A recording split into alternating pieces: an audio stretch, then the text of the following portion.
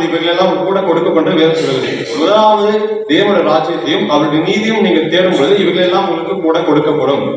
Doctor சொல்றாரு, முதலாவது நீங்க என்ன தேடுங்க, என்னோட ராஜ்யத்தை தேடுங்க, என்னோட ராஜ்யத்தை குறித்து காரியங்களை தேடுங்க, என்னோட நீதியை குறித்து காரியங்களை தேடுங்க அப்படின்னு வேதம் சொல்லுது. அவருடைய நீதியை தேடணுமோ, அவருடைய காரிய ராஜ்யத்தை தேடணுமோ. இன்றைக்கு அவருடைய ராஜ்யத்தை நம்ம சபைக்கு வந்து பெரிய அதிசயமா இருக்கு. வார்த்தை சொன்னால் கிறிஸ்துமஸ்க்கு சில பேர் பார்த்தா கிறிஸ்துமஸ் கூட தான் வருவாங்க. அது அவங்களோட இது. ஆனா கர்த்தர் அதுவும் நேரத்தில் ஒரு நாள் நியாயம் விசாரிப்பார். முதலாவது தேவனுடைய ராஜ்யத்தை தேடுங்கள். நாம் மனுஷனை பார்க்கக்கூடாது, மனுஷனும் முகத்தை பார்க்கலாம், தேவனுடைய இருதயத்தை பார்க்கலாம் சொல்லுது. நம்மளை ஆராய்ந்து அறிந்திருக்கிற தேவனா இருக்கிறார். அப்ப நம்ம ஒவ்வொரு நாளும் முதலாவது அவர் முக்கியத்துவம் கொடுக்கிறவங்களா இருக்க வேண்டும்.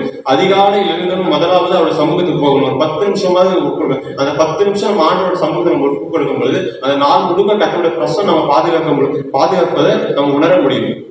வழிநடத்துல உணர முடியும். முதலாவது தேவனுடைய ராஜ்யத்தையும் அவருடைய நீதியும் தேடுங்க, அப்பொழுது எல்லாம் கூட கொடுக்கப்படும்.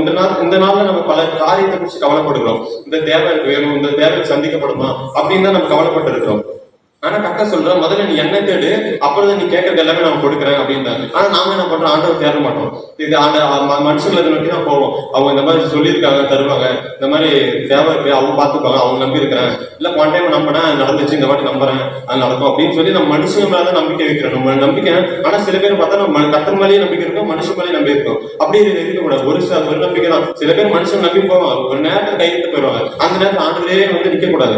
அப்படிதான் சில பேர் நம்ம தப்பு பண்றோம். முதலாவது ஆண்டவருக்கு நம்பிக்கை கொடுக்கணும். அவர் செஞ்சாலும் சரி, செய்யலாலும் சரி அப்படின்னு சொல்லி அவங்க நம்பிக்கை வைக்கிறவங்க தான் பாக்கியவான். கர்த்தரை நம்புகிறவங்களோ பாக்கியவான் வேதம் சொல்லுகிறது.